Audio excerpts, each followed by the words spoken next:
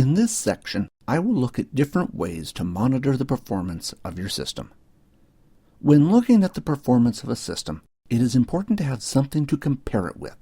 This is often referred to as a baseline. In this video, I will look at some of the different Windows performance tools that come built into Windows. These include the Task Manager, Resource Monitor, and the Performance Monitor. Next, I will look at data collector sets. Once you decide on what to monitor, data collector sets allow you to group these in a collection. If you so choose, you can use the pre-existing collections or customize them to meet your own needs. Lastly, I will look at the Reliability Monitor. The Reliability Monitor tracks how stable your system has been. This is a great tool for seeing how often a system has crashed and what software was installed when the system started crashing. With Windows, there are a number of troubleshooting and performance tools. The most common one is the Task Manager. The Task Manager is used to get a quick overview of your system. This is a very commonly used tool when troubleshooting and often the first troubleshooting tool used. Using the Task Manager, you can terminate a process if it becomes unresponsive. Next, you have the Resource Monitor. The Resource Monitor expands on the features of the Task Manager, but provides a lot more detail. The Resource Monitor also includes hard disk information, something the Task Manager does not have. Using this information, you can determine which process or processes are monopolizing the hard disk. When the hard disk becomes overworked, this can cause every service on the computer to experience performance problems. If you require even more fine-tuned information, you can use the Performance Monitor. The Performance Monitor allows you to analyze your computer's performance in real time. To do this, there are hundreds and hundreds of counters to measure different aspects of the computer system. With the Performance Monitor, you can also save the results for later use. The results file can even be transferred to another computer and read there. Without further ado, let's have a look at how to use these tools to monitor performance. First of all, I will look at the Task Manager. The easiest way to start the Task Manager is to right-click on the taskbar and select the option Start Task Manager. The Task Manager will show you any applications that are running on your server. Currently, there are no applications running on this server, but there is always software that is running on any computer system. If I select the Processes tab, I can see a list of processes that are running. The Processes tab will show me how much CPU and memory are being used by each process. One thing I would like to point out is the description field on the end. In older versions of Windows, there was no description field, and just using the executable name alone made it difficult to know what each particular process did. If I select SVC host, for example, the description for this item is Host Process for Windows Services. This executable provides a bootstrap to a Windows service. If I right-click on the process, I can select the option End Process if I wish. If you have a process that has become unresponsive, you may need to end that process. If I select the option Set Priority, I can change how much priority Windows will give the process. A word of caution here. If you give the process more priority than normal, for example, assign it above normal, high, or even real time, the system may start becoming unresponsive. The process may run faster, but it will do it at the expense of all the other processes on the system. In fact, once you make the change, you may find it very difficult to change the process priority back or end the process. Generally speaking, I only ever lower the priority of processes. I hardly ever raise them. Since this is a service, if I select the option Go to Service, I will be taken to the Services tab. You can see that the two highlighted services are linked to that process. If the process linked to these services were to stop, these two services would also stop. You will also notice the status column. The status column tells you if the service is currently running or stopped. On the Performances tab, you can see some graphs relating to CPU and memory use on the system. At the bottom, you can also see some statistics relating to memory use. The first one, total memory use, tells you what is the total amount of RAM that is in the system. The next one, cached, tells you how much of this RAM is being used to cache files. Keeping files in memory after they have been read, or caching, improves system performance. The available statistic tells you how much RAM out of the total is available to software running on that computer. The last figure, free, is a little misleading. This tells you how much RAM you have that is not being used by the system for anything. I have a system with 6 gigabytes of RAM that had a very low free value like this one. The system was used for video editing. Even though the video editing software was not using much RAM, Windows cached all the video files into RAM and thus left very little free RAM. This is a good thing. What this means is that Windows is using all the RAM as efficiently as it can. When trying to decide if you need more RAM in your server, look at the available statistic. This will tell you how much RAM Windows can use if it needs to. If this figure gets too low, the system will start paging. If the system starts paging, the performance of your system will deteriorate. The Task Manager gives you a general indication of how your system is running. If you want more details, you can run the Resource Manager. The button at the bottom here will launch it for you from the Task Manager. On the Overview tab of the Resource Monitor, you can see the 4 parts of the Resource Monitor. These are CPU, disk, network, and memory. If I select the CPU tab, you can see a lot of the same information that was available in the Task Manager. You can see on the right-hand side there is also an additional graph that shows how much the CPU is being used by services. On a computer running as a server, being able to break down the CPU usage between applications and services is a great way to determine where the load is coming from. On the Memory tab, you can get a breakdown of how much of each type of RAM each process is using. For example, how much shared RAM the process is using. Shared RAM, as the name suggests, is RAM that is shared between many processes. The biggest feature that I like here that is not available in the Task Manager is the information on hard faults per second. As you can see, the column here shows how many faults the process is causing per second. You will also notice, down the bottom right-hand side of the screen, a section on hard faults per second. A system that is doing a lot of paging will have a lot of page faults. This generally occurs when the system requires more RAM to operate and compensates for the lack of RAM by using the hard disk as RAM. Using the Resource Monitor, you can work out where the page faults are occurring and possibly make adjustments to the amount of RAM that process or application is using. Depending on your environment, you may move the application to another server. Needless to say, if your system has a lot of page faults, you should consider adding additional RAM to the server. On the Disk tab, you can get a lot of information that is not available in the Task Manager. If you are having a lot of performance problems, this tab gives you a great deal of information about which processes are using the hard disk.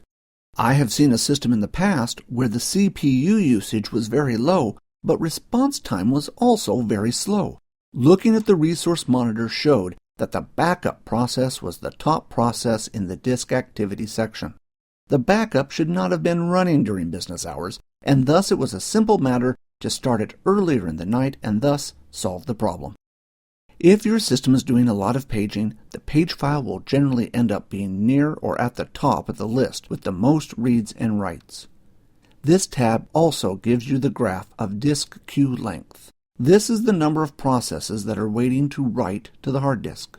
If your queue length is too high on a regular basis, you will need to install faster hard disks or add additional hard disks. Adding additional hard disks adds more read-write heads and improves the performance of your server. When adding more hard disks, consider moving applications, which generate a lot of hard disk activity, onto separate hard disks. Doing this will separate disk-intensive applications from the other applications on your hard disk. The last tab is the Network tab. This tab gives you an indication of how much data is going through the network card on your system. A lot of this information is available in the Task Manager. However, you can also get additional information on this tab. For example, the TCP connections that are currently open, and also which ports are currently accepting connections. When you are troubleshooting poor performance on a server, generally CPU, memory, disk, or network will be causing the performance issue. Upgrading the poor performing areas will generally improve system performance. If I now close the Resource Monitor and go back to the Task Manager, you will notice the Networking tab on the Task Manager. The Networking tab does not give you all the information that was in the Resource Monitor, but I like to use this tab to give me an indication, when server performance is poor, of how much data is traveling over the network card. If there is a lot of traffic, I tend to open the Resource Monitor to determine what kind of traffic it is. The last tab shows you which users are currently connected to the server. If I had another administrator connected to the server via a remote desktop connection, it would appear here. If I wished, I could disconnect or log off a user using the buttons at the bottom. If I now close the Task Manager, we can move on to the next tool that is great for looking at performance, the Performance Monitor. I can start this from Administrative Tools under the Start menu. To access the Performance Monitor, expand down through the Monitoring Tools to Performance Monitor. The Performance Monitor works by measuring counters on your system. You can add a counter for almost anything on your system. To add a new counter, press the green plus at the top of the screen. As you can see, there are hundreds of counters. If you have DNS installed, you could track information on the number of DNS requests received. If you are using replication, you can track how much data is sent over your links. Microsoft used to require that you memorize certain counters. However, it seems in recent years they only require you to have an understanding and familiarity with the counters available. If I expand memory, I can select a commonly used counter like available MB. This will show me how many megabytes are available on the system. If I were to run the Performance Monitor all day, I could track how much RAM is available on my system as load changes throughout the day. Another popular counter under memory is page faults per second. This will give me a good indication as to whether or not I need to add additional RAM to my server. If I now scroll down and select Physical Disk, you can see there are a lot of counters in here. If I select Percentage Disk Time, you will also notice that I can select an instance. This allows me to subdivide the counter into smaller parts. In this case, I will select the C drive. There is only one hard disk in this system. However, if I had multiple hard disks and wanted to track a single one, I could do this.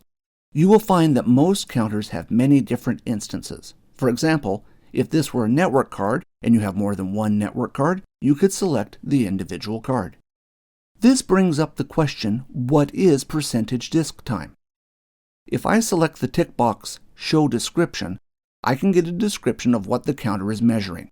Sometimes it is very difficult to understand what each counter does from the name alone. The description really helps to explain what the counter is measuring.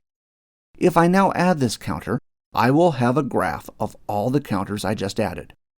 Remember that each time you add another counter, this does put additional load on your system. Also remember that the more counters that are added to the graph, the more difficult the graph is to read. If I right-click on the screen, I can save the settings. I will save the settings as a baseline. If you are always measuring the same information, it is helpful to save the settings into a file. Once you have decided on the counters that you want to use, you can use them in our next topic area, Data Collector Sets.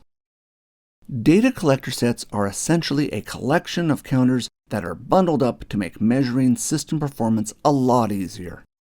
Windows Server 2008 comes with some predefined sets to make it easier still. Unlike the Performance Monitor that measures data in real time when it is running, data collector sets can be scheduled to run anytime. You could, for example, measure the performance of the server once a day or once a week for an hour.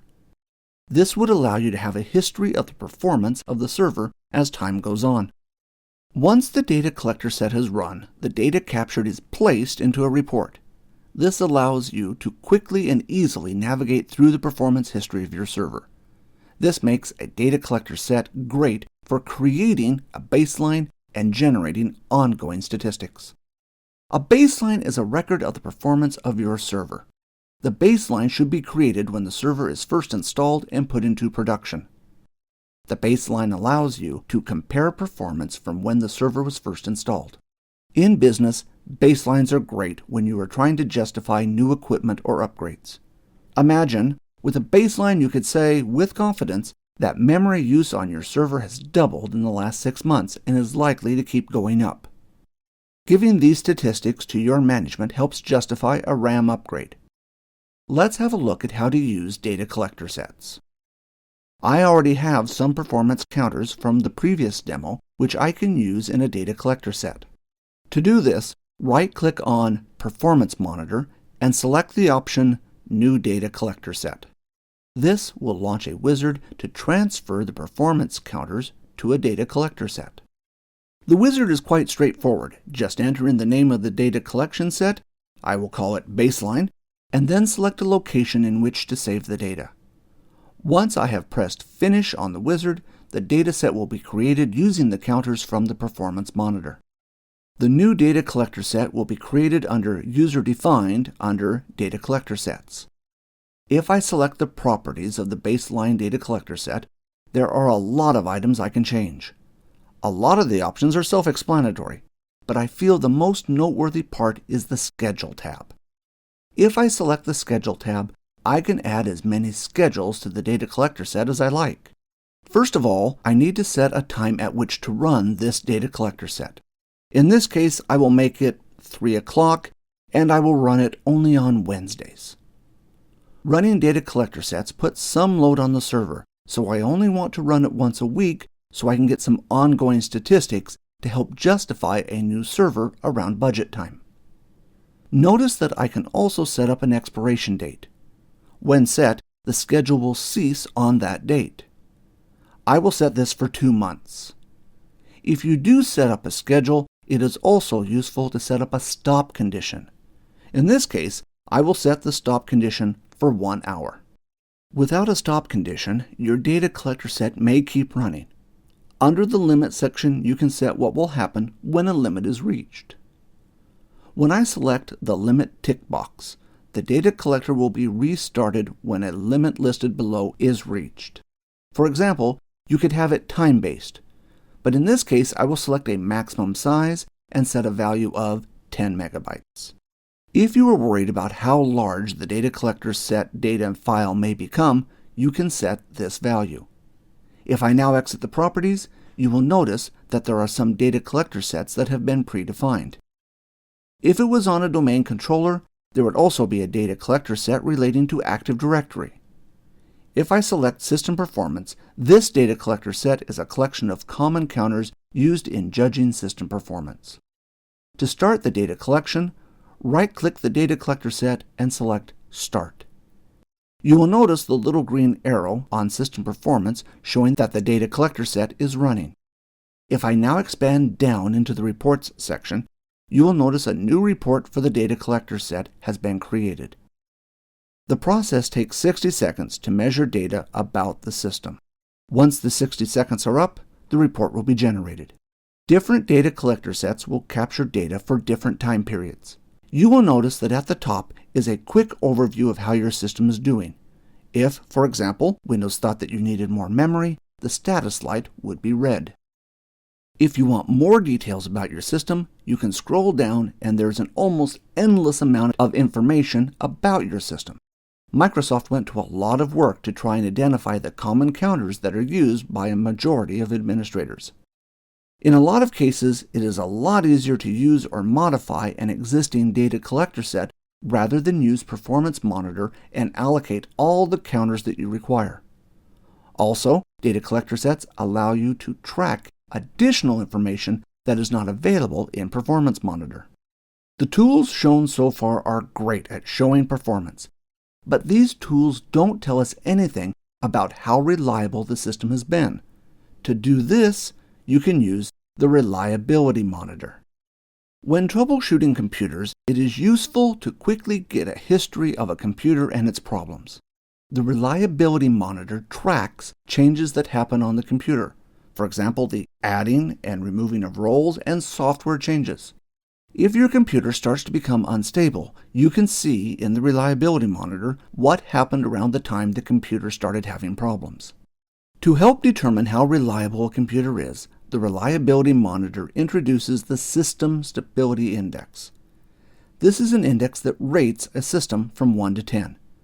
If a system crashes, the rating goes down. This includes blue screen errors, software crashes, and software hanging. If the system is performing well, the System Stability Index goes up until it reaches the highest rating of 10. The System Stability Index is placed on a graph and plotted against time. Using the graph, you can quickly determine that, as soon as a particular piece of software was installed, the computer became unstable. Let's have a look at how to use the reliability monitor. By default, the reliability and performance monitor is disabled on Windows Server 2008. On Windows 7 and Windows Vista, it will be enabled by default. To enable it on Windows Server 2008, first of all, open regedit. Navigate to HKey Local Machine, Software, Microsoft, and then down to Reliability Analysis. Under Reliability Analysis, there will be a folder called WMI. In the WMI folder, create a new dword called WMI Enable and set the value to 1. Once you have added the setting, you will need to also make a change in the Task Scheduler. Close regedit and then open Task Scheduler from the Administrative Tools under the Start menu. From the Task Scheduler, expand down to the folder called RAC. The scheduled task is in here called RAC Task. This is the task that is run to collect data for the reliability monitor. This task may be called RAC Agent on some editions of Windows. If the task is not displayed, right-click on RAC and select the option Show Hidden Tasks. If you have a look at the task itself, you will notice that the task status is ready. Even though the task status is not marked as disabled, the task is in fact disabled. Let me explain why. If I right-click on the task and select Properties, and then go into the Properties for the task and select the tab Triggers, you can see what events trigger this task. The first trigger runs the scheduled task when an event is logged in the event log. The event is generated by the Customer Improvement Program, so unless you set Windows to participate in the Windows Improvement Program, this trigger will never be activated. The second trigger you will notice is disabled. In order for the task to appear as disabled in the Task Scheduler, all triggers must be disabled. If I select the option Edit at the bottom, you will notice I now have the option to enable this trigger. Once enabled, the task will repeat every hour. In order to have some data for us to look at now, I will right-click on the task and select Run. Depending on the system, it may take a few minutes to run. I will accelerate time so we don't have to wait for the task to complete. Once the task is complete, I can run the Reliability tool. To do this, I will go back to the Performance Monitor and right-click on Monitoring Tools and select View System Reliability. On some systems, Reliability Monitor may be listed as a separate item under Performance Monitor. You will notice that the system started off with a reliability index of 10. On this day, Windows is reported as not being shut down correctly. This is possibly the power being pulled out or a hardware fault. On this day, you can see there were also a number of crashes on the computer. You will also notice that on that day, some software was installed. This is what makes Reliability Monitor so useful, as it matches software installs with system crashes. You can see after the install, the system crashed every single day. You can see that this kept the reliability index from going back up. On the next day, some updates were installed, and the reliability index started to go back up, and the crashes appeared to have stopped. If there are no more stability problems on the system, the reliability index will continue to go up until it reaches 10. When troubleshooting computers, and you want to know the history of the computer, it is well worth opening the Reliability Monitor to see what has been installed and when the problem started occurring. In summary, remember to create a baseline of your newly deployed systems. It is best to wait until it goes into production to give you a good idea of how it is going. I have seen administrators take a baseline of a server after they have installed Windows. Taking a baseline of the server with no load on it and no software tells you nothing. The baseline is useful 6 months down the line when you want to compare the server performance now with what it was back then. With the systems I have shown you, use them to find any bottlenecks in your system. When these bottlenecks are upgraded, your system performance will increase. One of the most common bottlenecks is memory. When you do not have enough RAM in your system, Windows will start using the page file on the hard disk. This will really slow your system down. Upgrading the hard disk will not help, even though you may look at your performance tools and see that the hard disks are working really hard. To fix this, simply add more RAM. If you find that your hard disks are working hard and the page file is not listed near the top of the list of most reads and writes, you may need to make changes to the way that your hard disks are configured. To fix the problem, add additional hard disks or a RAID array. Moving a disk-intensive application onto its own disk away from the operating system can improve performance. If you find that your CPU is the problem, add additional CPUs or upgrade the CPU. When looking at performance graphs and data, think about what is causing the results that you are seeing and think about what is normal. A highly accessed database server is going to have a lot of activity on it. It may be quite normal for the CPU usage to be over 80% and quite acceptable. However, on a server running terminal services where the users want quick response time, you may not want the CPU usage to be over 50%. For the exam, have a good understanding of each of the tools and when they should be used.